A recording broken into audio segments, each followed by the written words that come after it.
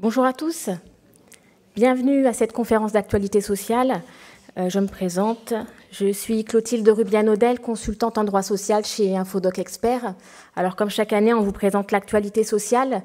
Alors on a fait le choix de choisir principalement des sujets hors crise sanitaire, sachant qu'il a été animé cette semaine une conférence dite après Covid, qui rassemblait les sujets liés à la crise sanitaire. On a fait quand même une exception par rapport à la loi relative au pass sanitaire, qui est vraiment le sujet d'actualité brûlant de ce retour de vacances. Mais sinon, ce sont plutôt des sujets qui ont trait à la paie et les exonérations qui sont quand même d'actualité. Voilà, actualité lourde, du coup, traditionnellement, mais aussi du fait de la crise sanitaire. Donc on va avoir dans un premier temps ce qui concerne la loi relative à la gestion de la crise sanitaire, puis je vais quand même vous présenter les autres sujets. Hop. Non, ça ne fonctionne pas. Bon, alors, je vous les présente comme ça. J'ai passé un peu trop vite mes slides. Après la loi relative au pass sanitaire, on va aborder le sujet de la prime de pouvoir d'achat, puisqu'elle est reconduite cette année avec quelques petites modifications. Donc, beaucoup de questions sur ces modifications, mais encore beaucoup de questions sur les points de cette prime qui n'ont pas été modifiés par la loi de cette année. Un point également sur le bulletin officiel de sécurité sociale, puisqu'en matière de paye, ça va vraiment être un outil crucial pour venir sécuriser vos dossiers en paye. On fera également le point sur le recouvrement des cotisations formation, puisqu'on est actuellement dans le cadre d'une période transitoire. Donc, il y a un point de vigilance particulier pour les employeurs de moins de 11 salariés. On va revenir dessus donc, tout à l'heure. Et à la fin de l'année, la période transitoire prend fin. Et les cotisations seront recouvrées directement par les URSSAF, comme c'était prévu à l'origine. Un point également sur le bonus-malus assurance chômage. Alors, c'est peut-être un petit peu tôt, puisque la modulation de la contribution patronale d'assurance chômage va véritablement être appliquée en paye qu'à partir de l'année prochaine. Mais d'ores et déjà, on est sur une période où les données vont être utilisées pour calculer le taux à appliquer l'année prochaine. Donc, il nous paraît nécessaire de revenir là-dessus actuellement. Un focus également sur le compte accident du travail, maladie professionnelle qui s'étend aux entreprises de moins de 10 salariés cette année. Et voilà, l'URSSAF nous alerte sur le fait qu'il n'y a que 4% des TPE qui ont ouvert leur compte. Donc on va revenir sur cette obligation pour elles, les risques et les démarches que doivent faire les cabinets d'experts comptables vis-à-vis de ces clients-là. Et enfin, comme traditionnellement, quelques actualités jurisprudentielles. Alors, la loi, d'abord, la loi relative à la gestion de la crise sanitaire, donc la loi qui instaure le pass sanitaire. Donc, cette loi met en place plusieurs mesures. Les mesures principales sont celles qui visent à accroître le nombre de personnes vaccinées, mais pas que. Elles sont toutes liées à la crise sanitaire. On en a une en particulier qui n'est pas affichée ici sur la diapositive, mais vous pouvez la retrouver parce qu'on a un dossier Covid et sur le site internet Infodoc Expert et sur le site du Conseil supérieur de l'ordre. Et on a inséré dans ces dossiers-là une note qui reprend en synthèse les dispositions de cette loi. Donc vous y trouverez cette disposition qui ne figure pas sur la diapositive, du fait qu'il est prévu un aménagement du calcul des IJSS maladie, maternité pour les travailleurs indépendants qui sont également affectés par la crise sanitaire. Voilà, donc ça c'est le petit point de détail peut-être mineur, mais qu'il faut quand même avoir en tête. Ensuite, là, vous voyez sur la droite prolongation des périodes liées à l'état d'urgence. Donc, vous le savez certainement. En métropole, on est actuellement sorti de la période d'état d'urgence sanitaire, mais on est actuellement en période transitoire, ce qui permet encore au gouvernement de prendre des mesures exceptionnelles. Donc, cette période est établie jusqu'au 15 novembre. Et ensuite, dans certains territoires d'outre-mer, certaines régions, zones géographiques situées en outre-mer, il y a rétablissement, voire prolongation de l'état d'urgence sanitaire.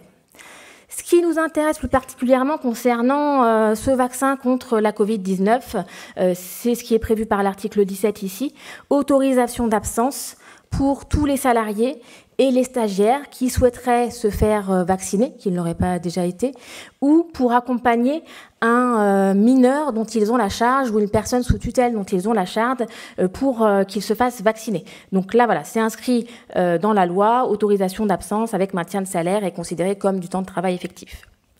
Ce que je vais être amenée à développer davantage concerne deux pans. Le premier, c'est l'obligation vaccinale qui concerne le secteur de la santé au sens large.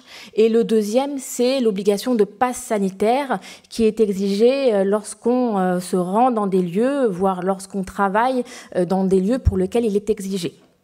Donc vous voyez les références ici de cette loi, si vous voulez aller voir le texte, sachant que tout au long de ce diaporama, vous trouverez des liens hypertextes vers les textes et vers les outils qui sont mis à disposition soit par l'administration, soit par Infodoc Expert sur ces différents sujets exigés.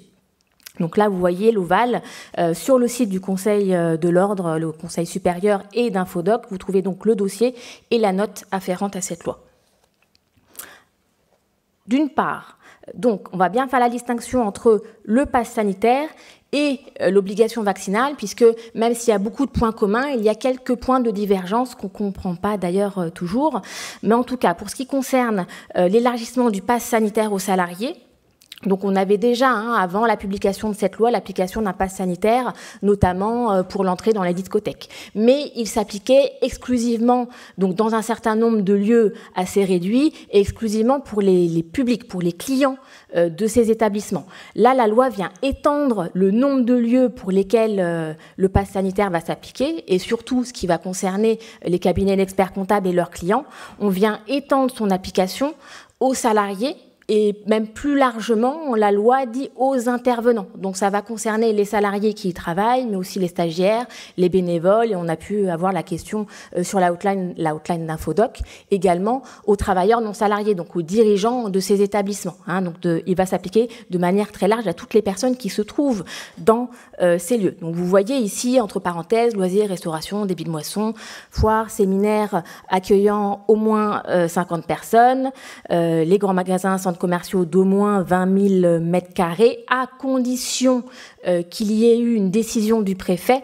Et attention pour ces grands magasins et centres commerciaux, donc il y a eu un certain nombre de départements où le préfet a pris la décision d'imposer le pass sanitaire dans ces lieux, mais par la suite, le juge administratif a été saisi, et dans un certain nombre de cas, la décision du préfet a été annulée. Donc actuellement, pour certains départements, ça a été annulé déjà depuis un certain nombre de jours, donc le pass sanitaire ne s'y applique plus.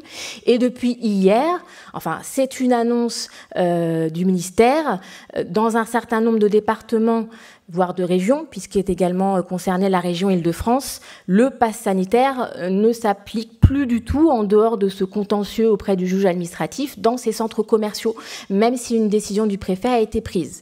Alors il reste encore des départements, en particulier dans le sud, où le pass sanitaire continue à s'appliquer, mais en tout cas en Île-de-France, ça n'est plus le cas. En tout cas, c'est ce qui a été annoncé depuis hier. Alors, donc ces lieux-là, comme je vous disais, c'est vraiment la liste reprise telle que publiée dans la loi. Mais pour vous assurer de savoir si votre client il est concerné ou non par le pass sanitaire, il ne faut pas se contenter de ce qu'il y a dans la loi. Il faut aussi aller voir un des décrets d'application de la loi que vous trouvez ici dans le petit encart gris. Donc il faut aller voir ce décret. Alors c'est un décret du 1er juin. En fait, le décret d'application de la loi, il est bien entendu postérieur, puisque la loi s'applique à partir du 9 août pour le public, et on va voir à partir du 30 août pour les intervenants. Donc le décret a bien été publié au courant du mois d'août, mais il vient modifier un décret du mois de juin, et c'est ce décret-là qui est beaucoup plus lisible.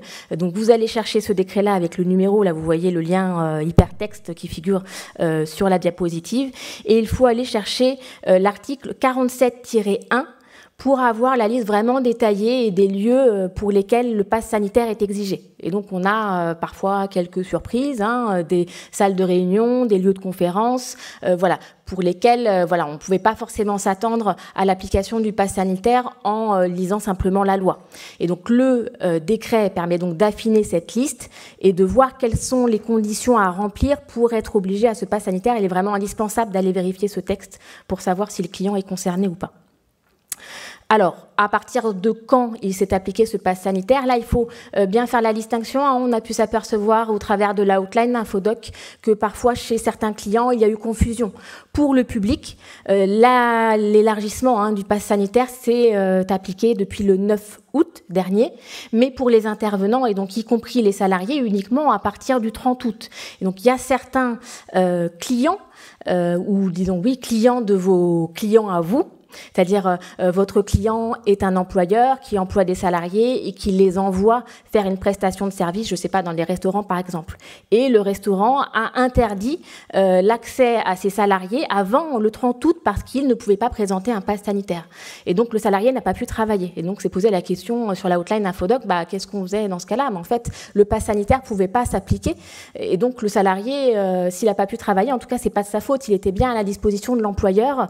Et donc selon nous, il faut quand même faire le maintien de salaire à ce salarié à qui on a empêché l'accès aux lieux sur lesquels il devait travailler. Donc attention à cette distinction, le public c'est 9 août, mais les salariés et tous les intervenants donc au sens large, c'est le 30 août. Alors la particularité du pass sanitaire par rapport à l'obligation vaccinale, c'est que là, on a une obligation limitée dans le temps, en tout cas pour le moment. Dans la loi, elle prend fin à partir du 15 novembre prochain. Alors il n'est pas exclu, bien entendu, que cette obligation soit prolongée au-delà du 15 novembre, mais en tout cas, pour le moment, c'est 15 novembre. Et si jamais elle devait être amenée à être prolongée, ça nécessiterait la publication d'une loi. Et pour l'instant, on n'a pas de projet de loi qui va en ce sens. Mais c'est toujours possible. Alors, application à partir du 30 août pour les intervenants et notamment les salariés, sauf pour les personnes de moins de 18 ans pour lesquelles l'entrée en vigueur a été différée au 30 septembre. Donc là, on pense, attention, aux apprentis, aux stagiaires qui peuvent plus fréquemment avoir moins de 18 ans. Donc pour eux, voilà, le pass n'est pas exigé actuellement, il le sera dans quelques jours. Alors, on a la publication en même temps que cette loi, que ces décrets d'application, de 2 FAQ de la part, l'une du ministère du Travail et l'autre du ministère de la Santé, qui permettent d'avoir des précisions pratiques, en tout cas d'avoir le point de vue de ces 2 ministères sur ces nouvelles obligations de pass sanitaire et d'obligations vaccinales. Dans la FAQ du ministère du Travail, on nous précise, et c'est effectivement relayé par le décret d'application concernant le pass sanitaire, nous dit que si la personne exerce dans ces lieux, mais en dehors des horaires d'accueil du public ou dans des lieux qui ne sont pas accessibles au public, dans ce cas-là, le pass sanitaire ne s'applique pas. Ou lorsque c'est un exercice de manière ponctuelle ou une intervention urgente, dans ce cas-là, le pass sanitaire n'a pas à être exigé. Et donc attention, parce que c'est vrai que c'est un sujet assez délicat. On va avoir à faire face tant du point de vue des salariés que du point de vue des employeurs à des personnes qui vont plutôt avoir tendance à refuser l'application de ce pass sanitaire et d'autres au contraire qui vont vouloir aller au-delà de ce qui est prévu par la loi. Et donc attention, on va revenir, il y a des sanctions là-dessus aussi bien pour les 2 sens. C'est-à-dire la loi nous dit, si c'est prévu l'application du pass sanitaire ou l'obligation vaccinale, on a l'obligation de la respecter. En tant que salarié et en tant qu'employeur, on a l'obligation de faire les contrôles. À défaut, il y a des sanctions pénales qui sont prévues. Mais à l'inverse, pour des employeurs qui voudraient l'appliquer alors que ce n'est pas prévu par la loi, c'est expressément interdit par la loi. Et là encore, il y a des sanctions pénales qui s'appliquent. Donc on se limite vraiment strictement à ce qui est prévu par la loi. Et c'est là un petit peu la délicatesse du sujet, c'est aussi de savoir cerner quelles sont finalement concrètement pour votre client les obligations ou pas. Alors, une fois qu'on a cerné donc, la population pour laquelle le pass sanitaire est exigé, voilà, quels sont les justificatifs qu'il faut produire pour remplir l'obligation? Alors, c'est soit le test à la Covid-19 négatif. Alors, les sites du ministère du Travail, du ministère de la Santé précisent quel type de test. Ils précisent que c'est un test d'au moins 72 heures, ou de moins de 72 heures. Il peut aller jusqu'à 72 heures. Ou alors, présentation du statut vaccinal complet, ou alors un certificat de rétablissement. La personne a eu récemment une infection à la Covid-19, donc il y a une contre-indication vaccinale, donc elle, on ne va pas lui demander même pas de test négatif, ou alors le certificat médical de contre-indication à la vaccination suffira pour permettre l'accès à ces lieux. Alors, il y a autre chose qu'on retrouve dans la FAQ, il me semble, du ministère du Travail, c'est qu'on nous précise que, et donc qui est un relais des textes, que Donc l'employeur, par exemple un restaurateur qui est obligé au pass sanitaire, il va donc désigner une personne pour contrôler les personnes qui vont accéder au restaurant et voir si elles ont bien leur pass sanitaire ou pas. Et les textes nous disent, donc l'employeur doit bien, enfin le responsable du restaurant doit bien désigner une personne à cet effet, et il impose de tenir un registre des personnes habilitées à effectuer ces contrôles et à mentionner dans ce registre les dates et les horaires auxquels la personne a effectué les contrôles pour avoir un historique de qui a contrôlé et à quel moment pour cette obligation de passe sanitaire. Et ça n'a peut-être pas toujours été beaucoup médiatisé. Les textes nous précisent également les formes que prennent ce passe sanitaire, alors format papier ou format numérique, ça peu importe. On nous dit surtout, en principe, la personne qui contrôle, qui est le responsable des lieux où le pass sanitaire est exigé, ne peut pas conserver le pass et ne peut pas le réutiliser pour une autre chose. Sauf pour les employeurs, si le salarié veut bien démontrer qu'il a été vacciné complètement, dans ce cas-là, il fournit la preuve à l'employeur et l'employeur pourrait être dispensé d'avoir à contrôler chaque jour, parce que sinon il faut contrôler chaque jour, même si on sait que la personne est vaccinée. Il peut lui fournir un espèce de badge, un titre simplifié et qu'il va qui est propre à son entreprise, qui va permettre de simplifier les démarches de contrôle à l'arrivée sur les lieux de travail chaque jour. Voilà. Donc soit on scanne l'application Tous Anti-Covid où on regarde le QR code sur le justificatif papier, soit l'employeur, si c'est plus simple pour lui, on pense que ça sera plus simple dans les plus gros établissements où il y a beaucoup d'effectifs, voilà, il peut mettre en place un système, mais c'est subordonné à l'accord du salarié puisque normalement, voilà, le secret médical s'applique, on n'est pas censé savoir si le pass sanitaire est valable parce qu'on a été vacciné complètement ou parce qu'on a un test négatif. Donc ça suppose que la personne soit d'accord pour dire oui, j'ai été vacciné complètement. Dans ce cas-là, l'employeur peut mettre en place son suivi simplifié interne. Mais ça ne veut pas dire qu'il va garder le QR code dans ses données. Ça veut juste dire qu'il va se noter quelque part, bah voilà, telle personne, c'est bon pour le vaccin. Et il va lui délivrer soit un petit bracelet ou un badge, je ne sais pas, il fera comme il voudra au sein de son entreprise. Alors, n'hésitez pas à poser vos questions en cours de route si vous en avez. En attendant, je poursuis. Donc, quelles sont les conséquences si jamais la personne, et en l'occurrence le salarié, ne présente pas de passe sanitaire? Alors, le texte prévoit, mais même s'il ne le prévoyait pas, ça allait de soi. Dans ce cas-là, l'employeur et le salarié, pour éviter qu'il y ait suspension du contrat de travail, peuvent se mettre d'accord pour la pause de congés payés ou de jours de repos prévus par les accords collectifs. Donc ça, d'accord. Mais si jamais on ne se met pas d'accord, parce qu'il faut l'accord et du salarié et de l'employeur pour la pause de congés payés, et de toute façon, cette solution n'a qu'un temps, puisque le nombre de congés n'est pas illimité, au bout d'un moment, eh bien, la conséquence de toute façon, c'est qu'on a l'obligation d'interdire l'accès à la personne des lieux concernés.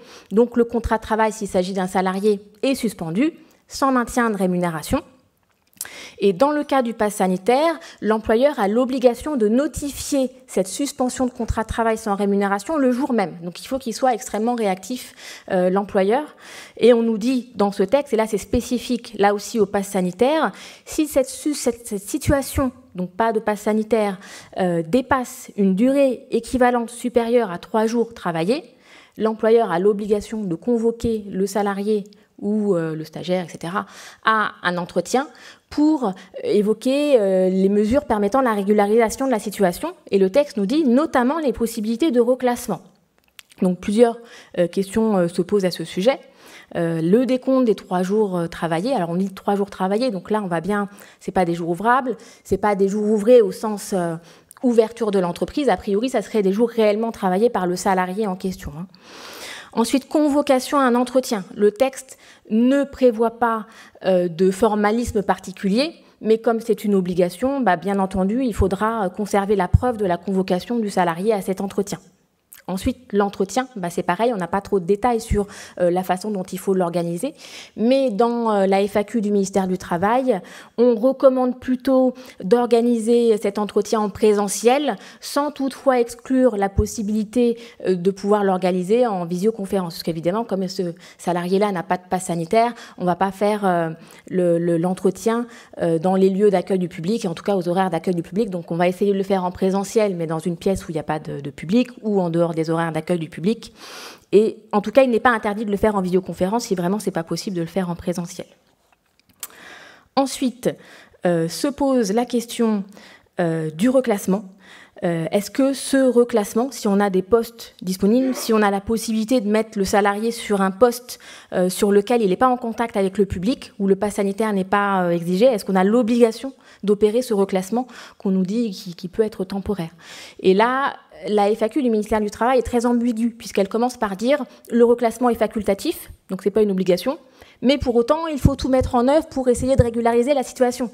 Or, si on a une solution de reclassement, a priori, il faudrait le mettre en œuvre d'après cette deuxième partie de la réponse. Et ils enchaînent sur, attention, ça pourra donner lieu à contentieux, et donc si jamais, sous-entendu, si jamais il n'y a pas reclassement, ça pourrait être reproché aux salariés. Donc, quand même, vigilance, il y a quand même évoqué le reclassement dans la loi.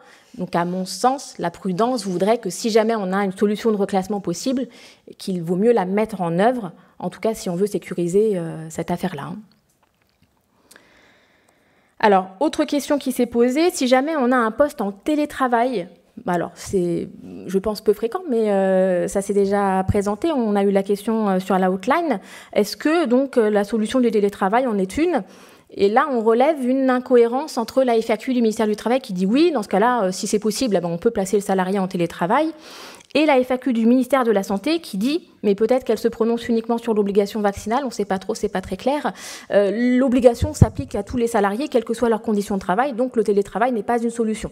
Bon, en pratique, on se disait que si on place le salarié en télétravail, voilà, il ne va pas y avoir de contrôle au domicile du salarié, donc a priori, il ne devrait pas y avoir trop de soucis s'il y a placement en télétravail. Et alors, la question ultime, bien entendu, et qui revient fréquemment, c'est si la situation persiste, est-ce qu'on est autorisé à rompre le contrat de travail? Que ce soit le salarié en CDI, est-ce qu'on peut licencier, ou le salarié en CDD, est-ce qu'on peut rompre de manière anticipée le contrat de travail, sachant que tout le monde a entendu que dans le projet de loi, c'était évoqué. La loi disait, enfin le projet de loi disait, au bout d'un certain temps, l'employeur pourra rompre le contrat de travail, que ce soit un CDI ou un CDD. Finalement, cette mention dans la loi a été supprimée aussi bien pour le pass sanitaire que pour l'obligation vaccinale. Et donc, la particularité du pass sanitaire, c'est qu'il a une durée limitée. Pour l'instant, c'est 15 novembre. Donc, est-ce qu'on ne pourrait pas tenir comme ça? Le contrat de travail est suspendu. Certes, on ne rémunère pas le salarié, mais voilà, aller jusqu'à la rupture du contrat de travail. Alors déjà, pour un CDD, il faut justifier de la faute grave ou alors d'une entente entre l'employeur et le salarié. Dans ce cas-là, il n'y aurait pas de souci. Mais si le salarié n'est pas d'accord pour rompre le CDD de manière anticipée, il faut justifier d'une faute grave. Et là, on ne pense pas que ça soit possible de justifier de la faute grave en l'absence de passe sanitaire. Donc voilà, le contrat de travail est suspendu, pas de rémunération, et le CDD prendra fin à son terme prévu. En revanche, pour un CDI, voilà, il faut quand même être prudent. Mais on se dit, si jamais on peut démontrer que cette situation amène des perturbations au niveau de l'entreprise, est-ce qu'on ne pourrait pas justifier d'un motif réel et sérieux de licenciement? Alors évidemment, on n'a pas encore de jurisprudence sur cette question-là, donc on marche sur des œufs, mais vraiment dans des situations extrêmes. Mais pour nous, voilà, il faudrait quand même démontrer ces perturbations, que cette absence perturbe l'activité au niveau de l'entreprise, comme pour les perturbations en cas d'absence pour maladie longue ou répétée. Voilà, on s'oriente plutôt sur cette piste, avec prudence, puisque c'est quand même une possibilité qui a été supprimée de la loi, même si la ministre du Travail a évoqué le fait que ça soit toujours possible, on conseille la prudence sur ces questions-là. Alors les sanctions liées au pass sanitaire, donc on a tout un tas de sanctions, donc là c'est une liste non limitative, sanctions en cas d'absence de contrôle par le responsable, donc l'employeur par exemple si c'est un restaurateur, il va d'abord être mis en demeure par l'administration de se conformer à l'obligation de vérifier le pass sanitaire. S'il ne s'y conforme pas, et le délai est très court de mise en demeure, je crois que c'est 24 heures au maximum, il encourt une fermeture administrative qui pourra aller jusqu'à 7 jours. Si jamais les manquements se répètent au moins 3 fois, enfin plus de 3 fois sur une période de 45 jours, là c'est des sanctions beaucoup plus lourdes puisque la loi prévoit 1 an de prison et 9 000 € d'amende, donc assez dissuasif. En cas de non-respect des modalités de conservation du justificatif de passe sanitaire, c'est pareil, des sanctions pénales s'appliquent. Et également en cas d'exigence du passe sanitaire dans un cas non prévu, comme je vous disais tout à l'heure, c'est pareil, 1 an de prison et 45 000 € d'amende si on exige le passe sanitaire alors qu'il n'est pas prévu dans la loi. Alors, deuxième pan de ces nouvelles obligations par rapport au vaccin contre la Covid-19 est l'obligation vaccinale. Donc, le champ d'application est vraiment différent de l'obligation de passe vaccinal. Donc là, vont être visées des personnes qui existent dans certains lieux, qui exercent dans certains lieux, donc ce sont des lieux en rapport avec la santé de manière plus ou moins large, donc tout ce qui concerne la santé, les maisons de retraite, les services de santé au travail. Et donc là, on fait référence à un lieu. Donc toutes les personnes, même si elles ne sont pas professionnelles de santé qui exercent dans ces lieux, vont être concernées par cette obligation vaccinale, même si par exemple elles sont elles ont des fonctions administratives, support, et qu'elles ne sont pas en contact avec les malades, par exemple dans une clinique. Dans ce cas-là, elles seront quand même visées dès lors qu'elles travaillent dans ce lieu. Sont également visés certains professionnels de santé au sens large, et on retrouve les psychologues, certains personnels de sécurité tels que les pompiers. On trouve également, attention au cabinet d'experts comptables, vous avez beaucoup de clients de ce type, puisque sont visés les transports sanitaires, et on sait que dans certains cas, les taxis réalisent des transports sanitaires qui sont remboursés par la sécurité sociale. Dans ce cas-là, ils rentrent dans le champ d'application de cette obligation vaccinale. Et également sont visés ces professionnels qui exercent auprès de particuliers dès lors qu'elles sont personnes âgées bénéficiaires d'une allocation ou personnes handicapées bénéficiaires de l'allocation spécifique qui les concerne. Alors pour l'obligation vaccinale, la mise en œuvre se fait en plusieurs étapes. Là, on est dans une étape, la première étape intermédiaire, depuis le 9 août, et pas le 30 août. Il faut bien distinguer le pass sanitaire, l'obligation vaccinale. Donc, du 9 août au 14 septembre, donc on est encore dedans. Pour l'obligation vaccinale, on est actuellement au stade de pass sanitaire, c'est-à-dire on justifie soit d'une obligation vaccinale, procédure vaccinale complète, certificat de rétablissement ou certificat de contre-indication à la vaccination ou test négatif. Ça, c'est encore possible jusqu'au 14 septembre. À partir du 15 septembre et jusqu'au 15 octobre, vaccins ou certificats médicaux, mais si on veut s'appuyer sur un test négatif, il faudra justifier également d'un premier vaccin. Le test négatif seul ne suffira plus à partir du 15 septembre. Et voilà, la dernière étape, ça sera l'obligation vaccinale complète. Donc là, à partir du 16 octobre, il faudra justifier du statut vaccinal complet ou alors d'un certificat de rétablissement ou de contre-indication à la vaccination feront l'affaire également.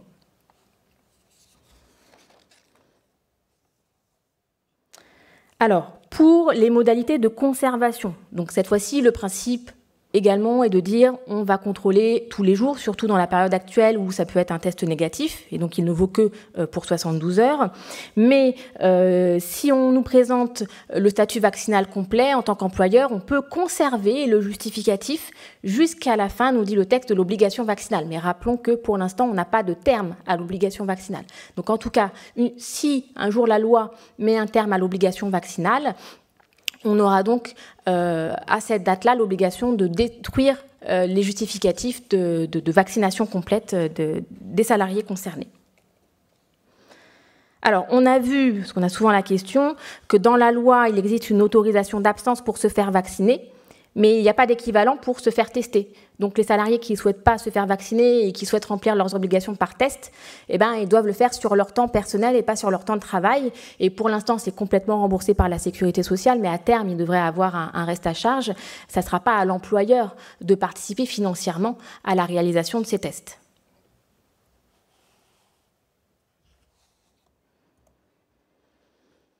Alors, les formalités à respecter par l'employeur dans le cadre de l'obligation vaccinale. Premièrement, uniquement pour les employeurs d'au moins 50 salariés qui disposent d'un CSE, une obligation d'information, c'est logique. Mais là, comme la loi a été publiée et a dû être mise en œuvre très très rapidement, les entreprises n'ont pas pu en pratique consulter préalablement à la mise en œuvre de cette obligation de vaccination Du coup, la loi prévoit qu'ils doivent informer le CSE dès que possible, et le CSE a un délai maximal d'un mois pour se prononcer, et donc le CSE va donner son avis après la mise en œuvre de cette obligation, le début de la mise en œuvre.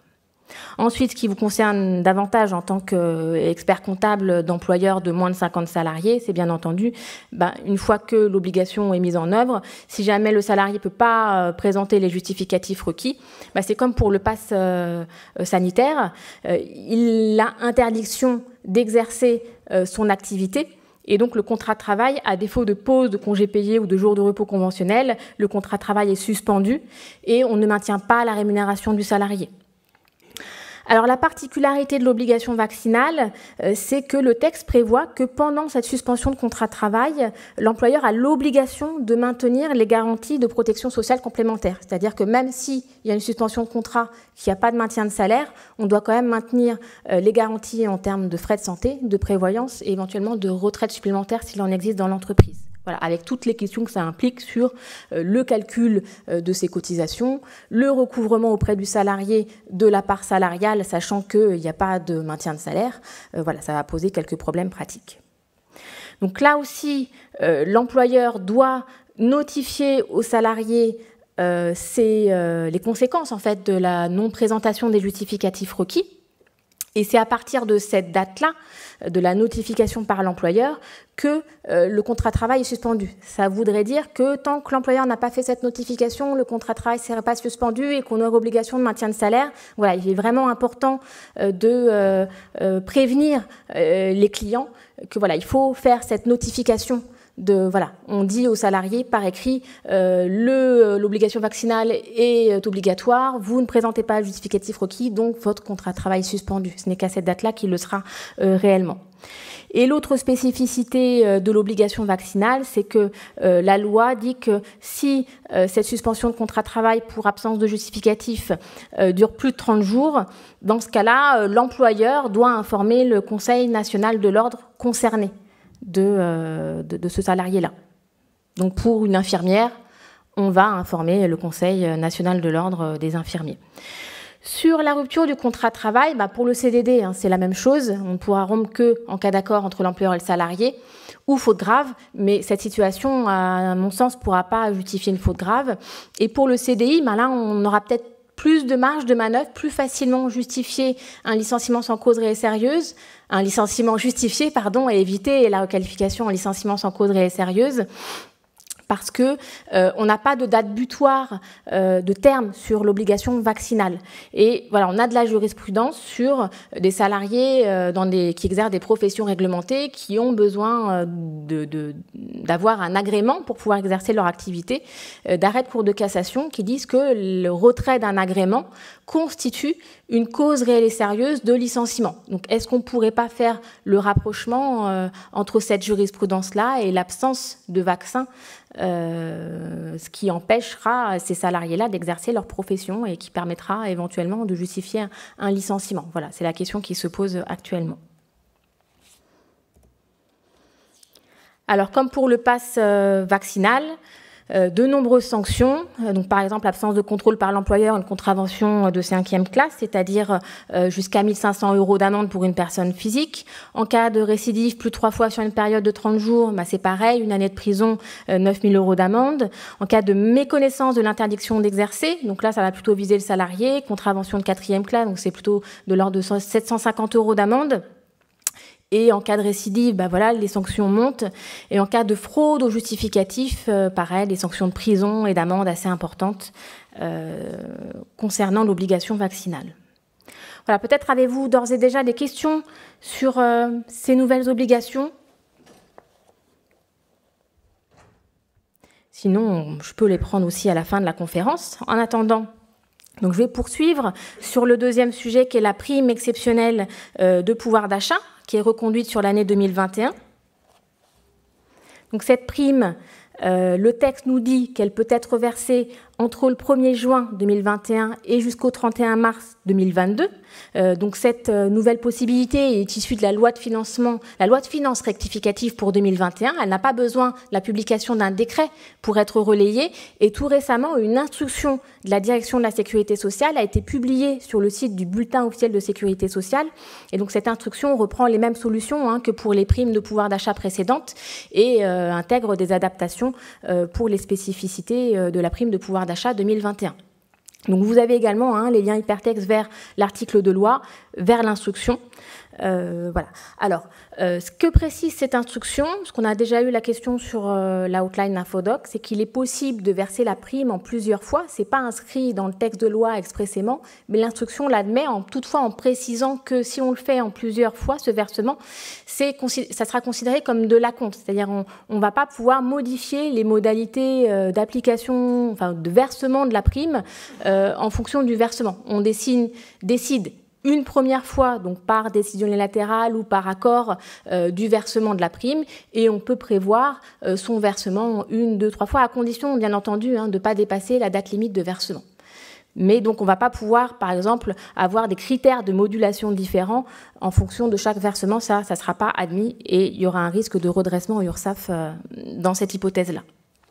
Comme d'habitude, la prime va s'appliquer à tous les salariés qui sont liés à l'entreprise par un contrat de travail, soit à la date d'établissement de l'acte qui met en place la prime, donc soit la décision unilatérale, soit l'accord collectif, ou alors à la date où on verse la prime. Et ça, ce n'est pas prévu expressément dans la loi, mais il faut faire attention à mentionner dans cet acte la date à laquelle on va apprécier l'existence de ce contrat de travail dans l'entreprise. Parce qu'en cas de contrôle, sinon on ne saura pas à quelle date se situer. Alors, qui dit salarié au sens du Code du travail, c'est-à-dire titulaire d'un contrat de travail, toujours avec un lien de subordination qui lie le salarié à l'employeur. Ça veut dire on la verse aux apprentis au contrat de professionnalisation. En revanche, on ne la verse pas ou alors elle n'est pas exonérée pour les stagiaires ou les dirigeants assimilés salariés qui ne sont pas titulaires d'un contrat de travail. Donc ça ne change pas depuis le début, ce ne sont que des rappels. On a la possibilité, donc si on décide de la verser, puisqu'elle est toujours facultative, on la verse à tous les salariés de l'entreprise, sauf l'employeur a la possibilité d'exclure les salariés qui bénéficient des rémunérations les plus élevées dans l'entreprise, ce qui permet d'exclure, notamment si on le souhaite, les salariés qui ont une rémunération supérieure à 3 SMIC, puisque comme les années précédentes, l'exonération ne s'applique que pour les salariés bénéficiant d'une rémunération inférieure à 3 SMIC. Donc si on a les salariés rémunérés avec des rémunérations assez élevées dans l'entreprise, on peut préciser donc, dans l'acte qu'on exclut du bénéfice ces salariés-là. Donc ça peut être le seuil de 3 SMIC, mais ça peut être un autre seuil choisi par l'employeur. Il peut aussi faire de cette manière-là. Donc si on décide de verser, on verse à tous, sauf éventuellement aux mieux rémunérés. Mais en revanche, on peut moduler le montant, verser un montant différent en fonction de certains critères. Donc la différence par rapport à l'année dernière, c'est que le critère de conditions de travail liées à la crise sanitaire a été supprimé du dispositif cette année. Donc on ne peut pas verser plus ou moins en fonction de télétravail ou pas télétravail, de type de métier tels que caissier ou voilà, ce qu'on dit les salariés de deuxième ligne ou les plus exposés. En revanche, on garde les autres critères de modulation, donc on peut continuer à moduler le montant de la prime en fonction de la rémunération. Donc on peut établir des tranches de rémunération et mettre en face un montant de prime différent en fonction de la classification. Nous, sur la outline Infodoc, on est un petit peu moins fan de ce critère-là, classification, puisque souvent dans les TPE, il n'est pas toujours bien mis en œuvre, donc attention, vigilance sur le critère des classifications. On peut également moduler en fonction de la présence effective des salariés au cours des 12 mois qui précèdent le versement de la prime, mais ça, c'est comme l'année dernière. Sachant qu'attention, toujours, il y a un certain nombre d'absences qui sont assimilées à du temps de travail effectif pour la prime de pouvoir d'achat. Et enfin, le dernier critère de modulation, c'est la durée du travail prévu au contrat, donc temps plein, temps partiel, voilà. Comme toujours, on va évidemment faire attention à ne pas venir à remplir le critère de non-substitution, c'est-à-dire la prime ne doit pas remplacer un autre avantage préexistant dans l'entreprise auparavant. Alors sur l'exonération, elle est toujours à hauteur de 1 000 €. On exonère la prime jusqu'à 1 000 € et dans certains cas, l'exonération peut aller jusqu'à 2 000 €. Alors, ce qui nous intéresse particulièrement, c'est les entreprises de moins de 50 salariés. Pour la première fois cette année, on nous dit toutes les entreprises de moins de 50 salariés, même si elles ne sont pas couvertes par un accord d'intéressement, peuvent exonérer la prime à hauteur de 2 000 €, jusqu'à 2 000 €. On n'est pas obligé de verser jusqu'à 1 000 ou 2 000 €, mais si on le fait, on a l'exonération jusqu'à ces montants-là. Ce qui concerne aussi particulièrement les cabinets, on retrouve en tout cas sur la outline Infodoc les associations et fondations d'utilité publique, sachant que pour être sûr de savoir si on rentre dans ce champ d'application-là, il faut voir que dans la loi, on fait référence à certaines parties du Code général des impôts. Donc il faut bien aller voir, vérifier que le client remplit ces conditions. Sinon, on a toujours le critère qui perdure d'année en année, des entreprises qui sont couvertes par un accord d'intéressement. Donc celles-là peuvent voir leur prime exonérée jusqu'à 2 000 €. Et ce qui est nouveau, mais qui va peut-être moins intéresser les cabinets, puisqu'on a cette condition du seuil d'effectif de 50 salariés, les entreprises qui choisissent de valoriser les salariés de deuxième ligne. Donc dans ce cas-là, c'est soit on applique un accord collectif, soit on négocie un accord de méthode, soit on a l'intention de négocier. Voilà, il y a plusieurs types de cas de figure qui permettent de rentrer dans cette condition et de pouvoir bénéficier de l'exonération à hauteur de 2 000 €. Concernant les formalités, il n'y a pas de changement, mais il est toujours bon de les rappeler parce que parfois il y a des erreurs. Donc il y a deux situations. Soit on conclut un accord de type accord d'intéressement. Donc, ce n'est pas un accord d'intéressement, mais les modalités de conclusion sont les mêmes que pour l'accord d'intéressement. Et dans ce cas-là, on dépose l'accord à l'administration. Soit, et ça sera le cas le plus souvent chez vos clients, on signe une décision unilatérale de l'employeur et on informe préalablement le CSE s'il existe. Et le plus souvent, il n'existera pas chez vos clients. Donc, on informe préalablement les salariés et surtout, on veille à conserver la preuve de leur information dans l'hypothèse d'un contrôle ultérieur. Mais voilà, dans ce dernier cas où on met en place par décision unilatérale, il n'est pas nécessaire de déposer la décision unilatérale à l'administration, à la directe avant, la DRETS maintenant. Ils ont changé de nom. Et donc, voilà, sur le site Infodoc et le site du Conseil supérieur, vous retrouvez une note de synthèse qui vous récapitule toutes les conditions d'application de cette prime pour cette année, une fiche client pour informer vos clients des nouvelles conditions de ce dispositif, et un exemple de décision unilatérale qui vous permet d'accompagner plus facilement votre client dans la mise en place de cette prime.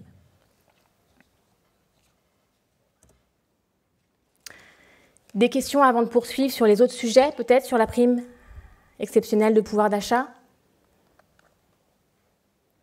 Pas pour l'instant, a priori.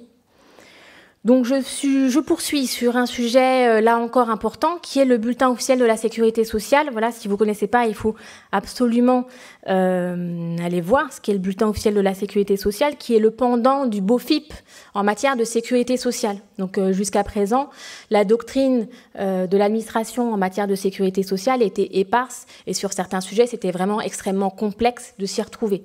Désormais, et depuis le 1er avril dernier, donc le BOSS, le bulletin officiel de sécurité sociale, a été publié dans le courant du mois de mars et est entré en vigueur au 1er avril dernier, permet de regrouper toute la doctrine de l'administration de la sécurité sociale en un seul endroit, ce qui permet une lecture beaucoup plus simplifiée et beaucoup plus sécurisée. Alors voilà, vous aurez là, dans le premier ovale, là, du haut grisé, le lien hypertexte pour accéder au bulletin officiel de sécurité sociale. Alors, il faut savoir que tous les sujets ne sont pas encore abordés. Le bulletin officiel va être alimenté au fur et à mesure de nouveaux sujets. Donc actuellement, on a les avantages en nature, les frais professionnels, l'assiette de cotisation de sécurité sociale notamment, et à venir le thème de la protection sociale complémentaire. Donc on aura tout ce qui concerne les exonérations en matière de frais de santé, prévoyance, retraite supplémentaire. Mais au fur et à mesure du temps, voilà, les sujets vont être complétés. Donc la question essentielle qui se pose, c'est quelle est la portée de ce bulletin officiel de sécurité sociale? Auparavant, il fallait faire la distinction entre les circulaires de la DSS, la Direction de la Sécurité sociale, qui émanaient du ministère et qui étaient opposables, et les circulaires produites par l'ACOS, qui, elles, n'étaient pas opposables d'après les textes. Alors là, tout ce qui va être publié, tout ce qui est publié sur le site du bulletin officiel de sécurité sociale est rendu opposable à l'administration. Alors, vous voyez ici le texte de loi qui dit de quelle manière il est opposable. On nous dit lorsqu'un cotisant a appliqué la législation selon l'interprétation admise par le BOSS, l'URSSAF ne peut demander à réaliser une rectification ou lors d'un contrôle procéder à un redressement pour la période pendant laquelle le cotisant a appliqué l'interprétation en vigueur en soutenant une interprétation différente de celle par l'administration. Donc le premier point de vigilance, c'est attention, il faut que ça soit une interprétation. Donc si ce qu'il y a dans le BOSS, c'est contraire aux textes de loi ou aux décrets qui ont été publiés au journal officiel, on ne pourra pas l'opposer. C'est-à-dire, on peut très bien l'opposer à l'administration, et si elle est de bonne foi, normalement, elle devrait suivre ce qui est indiqué dans le bulletin officiel de sécurité sociale. Mais si le contrôleur est un petit peu acharné ou têtu, je ne sais pas comment dire, et qu'après, on va au contentieux, ça ne sera pas opposable au juge. C'est-à-dire le juge, lui, il va se fonder sur une interprétation sur le texte de la loi et du décret. Et si le BOSS est contraire à ces textes-là, ben, il va suivre les textes et pas le BOSS. En revanche, si la loi ou le décret ne disent rien sur cette problématique, là, oui, le BOSS, normalement, devrait être opposable à l'administration. L'administration sera obligée de suivre l'interprétation qu'elle a publiée auprès des cotisants. Voilà, donc il faudra faire attention, ça ne sera pas une opposabilité générale, mais c'est quand même un bon outil de sécurisation des dossiers en matière de sécurité sociale.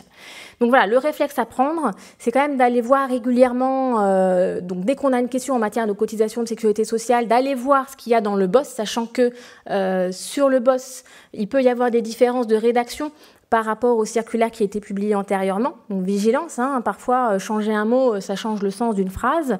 Et voilà, le BOSS va être mis à jour régulièrement en fonction des nouveaux textes, en fonction des nouveaux décrets. Et l'administration peut procéder à un changement de doctrine. À un moment donné, elle a fait une interprétation et peut changer cette interprétation. Et donc sur le site du BOSS, on a une partie actualité qui permet de suivre ces évolutions. Donc un site à surveiller. C'est l'occasion de faire un focus particulier sur la déduction forfaitaire spécifique, qu'on appelle DFS, ou encore abattement pour frais professionnels appliqués sur l'assiette des cotisations de sécurité sociale, parce que justement, à l'occasion de la publication du BOSS, il y a eu un changement de position doctrinale sur un certain nombre de points. Vous voyez le lien hypertexte vers la partie du BOSS qui a trait à ce sujet. Pour rappel, cette déduction forfaitaire spécifique, qu'est-ce que c'est? Elle s'applique uniquement à certaines professions, dont vous voyez les références là, qui sont listées auprès de ces références-là du Code général des impôts, mais que vous retrouvez dans le BOSS. On constate que dans ces professions, il y a beaucoup de frais professionnels qui sont engagés par les salariés.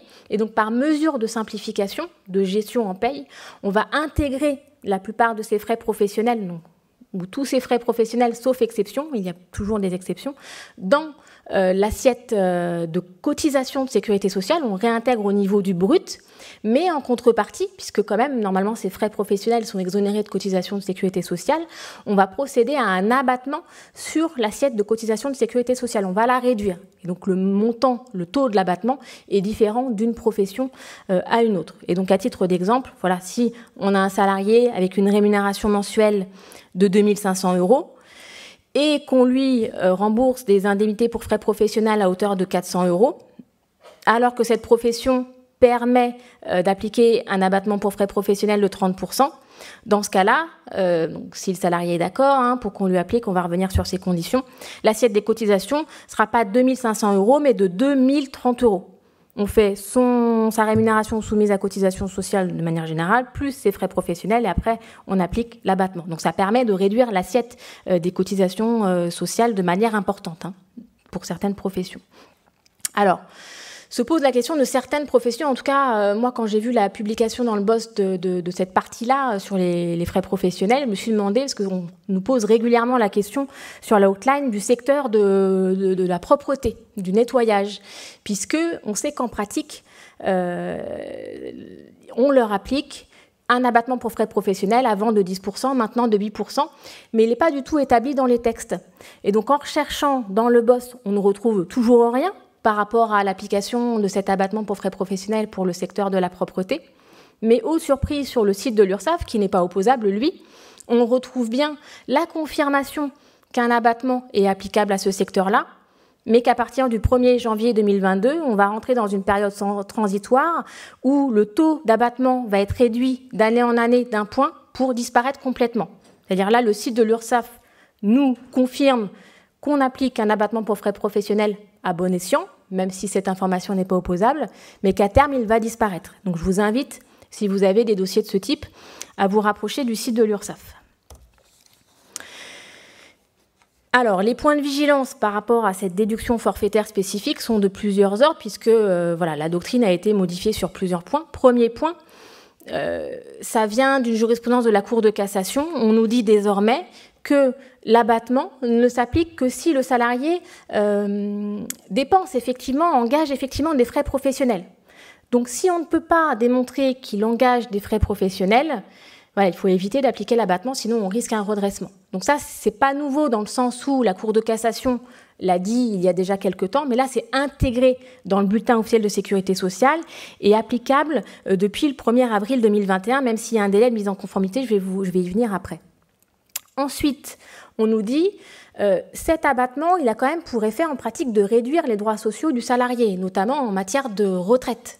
Et donc, le texte nous dit qu'il faut quand même l'accord du salarié. Donc, ça peut passer par plusieurs biais. Soit on a un accord collectif qui le prévoit, et dans ce cas-là, on n'a pas besoin de demander l'accord de chaque salarié concerné. Soit on a un accord des représentants élus du personnel, donc CSE, avant délégué du personnel, comité d'entreprise, et là c'est pareil, on n'a pas besoin de demander l'accord de chaque salarié concerné. Mais dans vos entreprises clients, souvent on n'a ni l'un ni l'autre, et dans ce cas-là, la seule manière de sécuriser, c'est de demander l'accord du salarié. Donc ça, c'est pas nouveau. Mais avant, le texte nous disait il faut demander l'accord du salarié, a priori, une seule fois. Et même si, voilà, dans certains cabinets, il a été demandé chaque année, là, la doctrine administrative nous dit l'accord du salarié, pour tout le monde, à partir de maintenant, devra être demandé chaque année, ce qui n'était pas forcément effectué jusqu'à présent. Et donc, l'accord annuel, ça s'applique à partir du 1er janvier 2022, sachant que, comme je vous le disais, il y a un délai de mise en conformité. Je pense que l'administration s'est aperçue que ces deux conditions n'étaient pas appliquées dans beaucoup d'entreprises. Et donc, il part du principe que voilà, si l'employeur est au courant, il va se mettre en conformité de suite. Mais si jamais il y a un contrôle et le contrôleur s'aperçoit que l'entreprise n'est pas en conformité, elle va juste demander dans un premier temps à l'employeur de se mettre en conformité à partir du contrôle et ne va pas directement sanctionner et opérer un redressement. Et ça a été prolongé cet été jusqu'au 31 décembre 2022. Donc on peut dire sur ces deux premières conditions, là, du haut de la diapositive, on a un délai jusqu'au 31 décembre 2022 et pas 31 décembre 2021 comme c'était prévu à l'origine. Mais ce délai de mise en conformité ne s'applique qu'aux deux premières conditions et pas aux deux points du bas de la diapositive. Donc les deux points du bas de la diapositive, autre point de vigilance, c'est la suppression de la notion de frais d'entreprise. Avant, on avait les frais professionnels, les frais d'entreprise. Alors, on a comme frais d'entreprise, par exemple, les repas d'affaires, les voyages d'affaires, les séminaires, l'entretien des vêtements professionnels, un salarié qui achète un cadeau pour un client. Ça, c'était considéré comme des frais d'entreprise. Depuis la publication du bulletin officiel de sécurité sociale, on n'a plus cette notion de frais d'entreprise dans la doctrine administrative, ce qui fait qu'auparavant, quand elle existait, ces frais étaient quand même exonérés de cotisations sociales, on ne rentrait pas dans le brut. Et depuis le 1er avril, sans délai de mise en conformité a priori, on doit le réintégrer dans le brut. C'est donc lorsqu'on applique un abattement pour frais professionnels, on l'intègre dans le brut. Et en contrepartie, donc il y a l'abattement, bien sûr. Et quand on n'applique pas d'abattement, là, oui, c'est considéré comme du frais professionnel, c'est exonéré de cotisations sociales. Donc on fait la distinction application de l'abattement ou pas application de l'abattement. Mais voilà un autre point de vigilance à ne pas avoir loupé, et qui s'applique, donc, cette suppression de notion de frais d'entreprise depuis le 1er avril. Dernier point de vigilance affiché, alors c'était déjà inscrit sur le site internet de l'URSSAF, mais qui n'était pas opposable et qui ne l'est toujours pas. Là, c'est bien relayé dans le bulletin officiel de sécurité sociale. On nous dit que lorsque le salarié est absent, que son absence soit indemnisée ou non, ce qu'il perçoit au titre de cette absence, ça ne peut pas être du frais professionnel puisqu'il n'a pas travaillé. Et donc on ne peut pas appliquer l'abattement pour frais professionnels lorsqu'il y a eu une absence pendant un mois complet. Au titre de ce mois complet d'absence, on n'applique pas l'abattement, sinon on risque le redressement, et là il n'y a pas non plus de période de mise en conformité. Les deux autres points de vigilance qui ne sont pas nouveaux, c'est que cet abattement il a un plafond annuel qu'il faut veiller à respecter, et que l'application de cet abattement ne peut pas permettre de cotiser en deçà de l'assiette minimale des cotisations, donc le SMIC et toutes les primes rendues obligatoires par notamment les conventions collectives de branche. Voilà, donc voilà, il y a tout un tas de points de vigilance. Donc voilà, la modification de la doctrine sur ce sujet-là rend impératif d'aller contrôler tous les dossiers des clients pour lesquels on applique l'abattement pour frais professionnels. Donc c'est l'occasion de voir si on remplit toutes les conditions pour éviter un éventuel redressement et de sécuriser donc ces dossiers sur cet aspect-là. Alors, comme la problématique de l'accord annuel du salarié peut être un peu complexe, puisque dans certains cabinets d'experts comptables, il a été inséré une clause dans le contrat de travail permettant de recueillir l'accord du salarié, Infodoc a rédigé ce qu'on appelle, nous, un document question-réponse sur ce sujet-là pour expliquer la situation, ce qu'il faut faire. Et vous y trouverez à l'intérieur un exemple de courrier à remettre au salarié pour qu'il donne son accord annuellement sur l'application de cette déduction forfaitaire pour frais professionnels. Et vous y trouverez sur la diapositive le lien hypertexte pour retrouver ce document.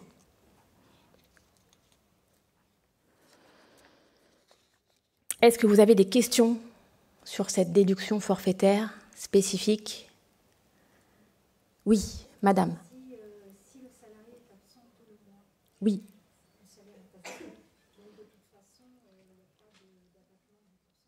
Oui, alors vous dites s'il y a une absence tout le mois, le salaire est à 0, donc il n'y a pas, voilà, il n'y a pas d'abattement. Mais parfois, on peut avoir, par exemple, une absence pour maladie avec un maintien de salaire. Et donc, effectivement, la rémunération soumise à cotisation sociale et éventuellement la pratique d'un abattement. Mais là, voilà, il faut contrôler que l'abattement ne s'applique pas sur ce maintien de rémunération en cas d'absence tout le mois. Voilà. Peut-être d'autres questions? Oui, monsieur.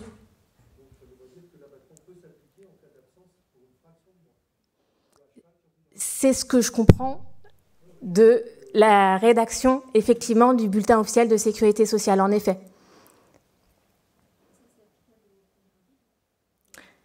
Alors, il y a des dates d'entrée en vigueur différentes pour le fait que le salarié engage des frais professionnels, c'est 1er avril.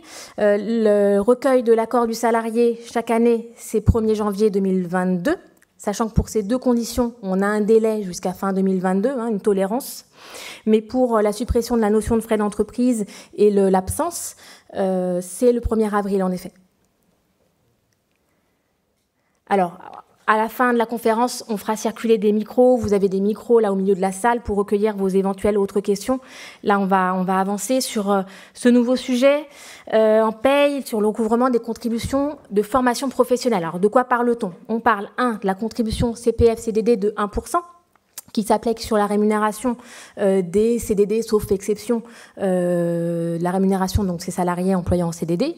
Ce qu'on appelle la contribution unique, dite CUF-PA, qui regroupe, en fait, elle n'est pas si unique que ça, elle regroupe deux contributions différentes. La contribution formation des salariés, à taux de 0,55% ou 1% selon l'effectif de l'entreprise, et qui regroupe également la taxe d'apprentissage, qui est elle-même divisée en deux fractions. Une fraction de 87%, qui fait l'objet d'un versement auprès actuellement de l'OPCO, et une fraction de 13% qui fait l'objet d'un versement auprès d'organismes de formation habilités par le biais de dépenses directes. Et on a également la taxe supplémentaire à l'apprentissage. Je ne vais pas rentrer dans le détail puisqu'elle s'applique qu'aux entreprises d'au moins 250 salariés et que vous en avez très peu.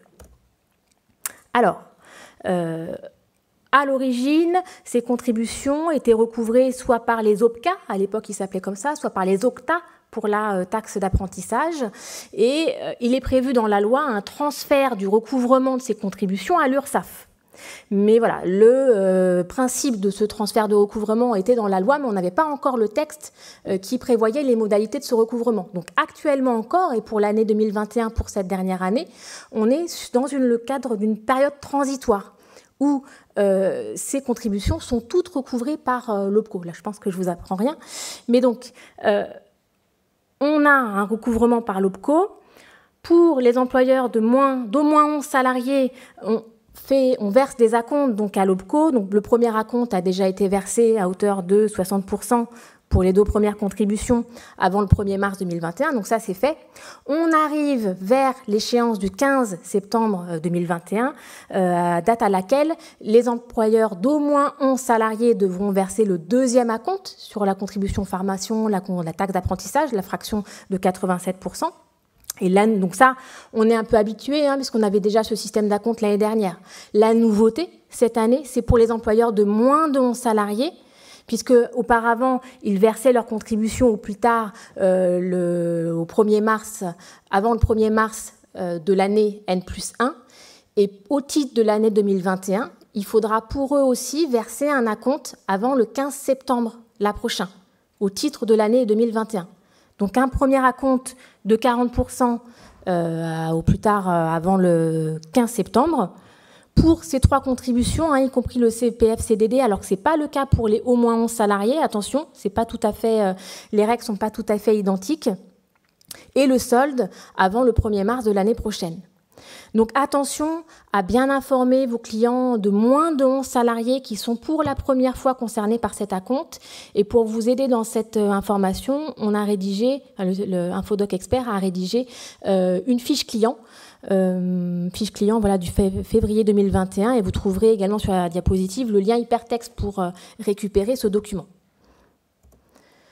Donc ça, c'est pour cette année, dernière année de cette période transitoire, et le texte est désormais publié, c'est cette ordonnance de juin dernier qui nous fixe les modalités de recouvrement par l'URSSAF qui vont débuter au 1er janvier 2022. Donc à partir du 1er janvier 2022, la part principale de la taxe d'apprentissage, donc les 87%, la contribution formation, le CPF-CDD vont être versés à l'URSSAF, donc soit mensuellement, soit trimestriellement, selon les mêmes modalités que le paiement des cotisations de sécurité sociale, et on devra déclarer ces contributions en DSN mensuellement. Et donc là, c'est pareil, vous avez des liens hypertextes vers des documents du site netentreprise.fr qui vous détaillent les modalités déclaratives attendues pour chacune de ces contributions. Donc, vous voyez là sur la diapositive, fiche 2504, fiche 2503, fiche 2502, donc une fiche par contribution qui explique les nouvelles modalités déclaratives.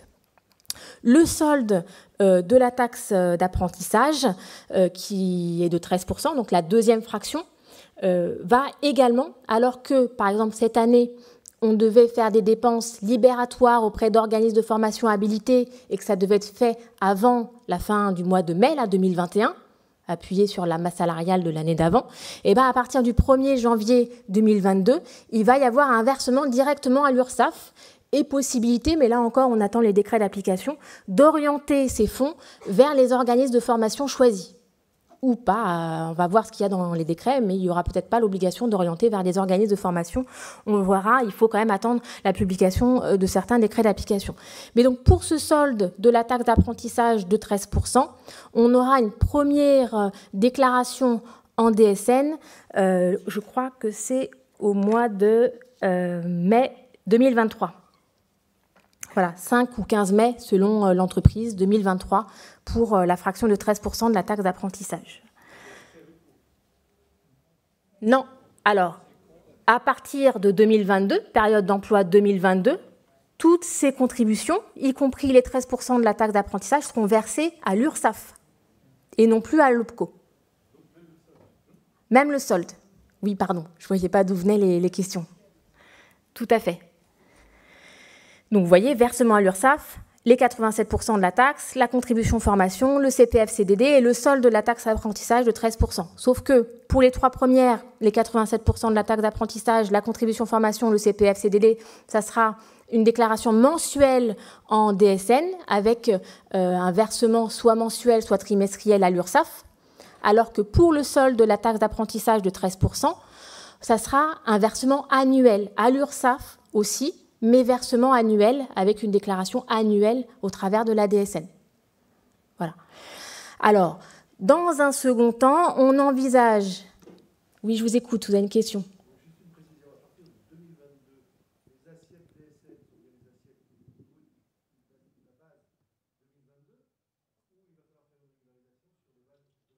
Non, pour moi, ça sera bien la rémunération de janvier 2022 à déclarer en DSN en février 2022, et donc on va cotiser sur cette assiette-là. Enfin, donc c'est une cotisation, ça va être comme les cotisations de sécurité sociale.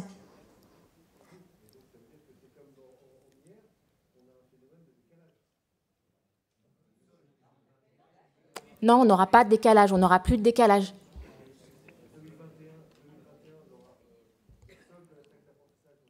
Alors oui, pour 2021, au titre de la période d'emploi 2021, on va avoir le solde de ces contributions à verser avant mars 2021. Ça, oui, d'accord. Non, ça ne sera pas à déclarer en DSN. Ce qui va être déclaré en DSN ne concerne que les rémunérations versées à compter du 1er janvier 2022. Ça répond à votre question? D'accord.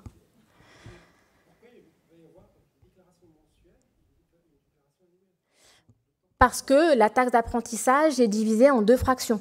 Actuellement, il y a une fraction qu'on verse aux OPCO, donc à certaines échéances, et une fraction qui doit être réalisée par le biais de dépenses libératoires faites directement à des organismes de formation. Et on garde ces 2 fractions, même en 2022 et après. Et donc, la première fraction de 87% va être versée mensuellement ou trimestriellement, peu importe, mais en tout cas déclarée mensuellement. Et l'autre va continuer à être déclenchée annuellement, comme maintenant. Enfin, maintenant, elle n'est pas vraiment annuelle, puisqu'on peut faire les dépenses à plusieurs organismes de formation, à plusieurs dates différentes. Mais voilà, on sera sur une périodicité annuelle, en tout cas. On garde ce fractionnement de la taxe d'apprentissage, avec donc des modalités de versement et de déclaration différentes sur la périodicité. Il n'y aura plus d'acompte. Sauf effectivement le solde, là, avant le 1er mars 2022, pour la période d'emploi 2021, où il va rester un solde à verser au titre de l'année 2021. Mais une fois qu'on sera après, il n'y aura plus d'acompte, non. Le solde à l'OPCO. Sur 2021, on est sur l'OPCO, et on a des acomptes là, mais le solde sera versé à l'OPCO avant le 1er mars. Et sur toutes les rémunérations 2022, on passe à un versement à l'URSSAF et déclaration en DSN. Donc on va avoir une période où on a un petit mélange des deux. Oui.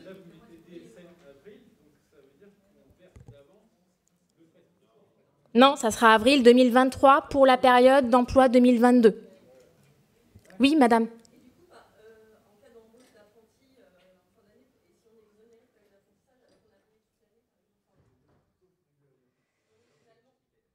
Alors oui, là, vous posez une question à laquelle je n'ai pas la réponse pour les apprentis qui sont exonérés de taxes d'apprentissage.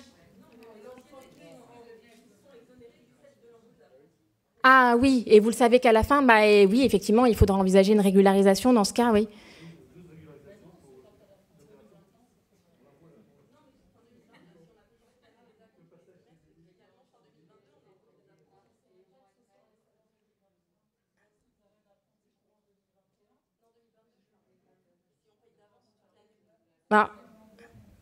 Ouais, je ne suis pas très au point sur l'exonération là pour les apprentis, mais il faudra bien distinguer la période d'emploi 2021 de la période d'emploi 2022. Les règles changent à partir du 1er janvier 2022. Et ça n'a pas d'effet rétroactif sur la période d'emploi 2021.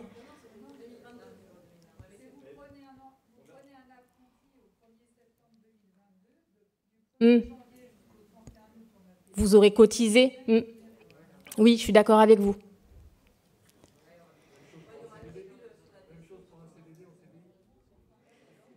Ah oui, alors je ne suis pas très au point sur les cas d'exonération parce que c'était les fiscalistes chez nous qui s'en occupaient jusqu'à présent.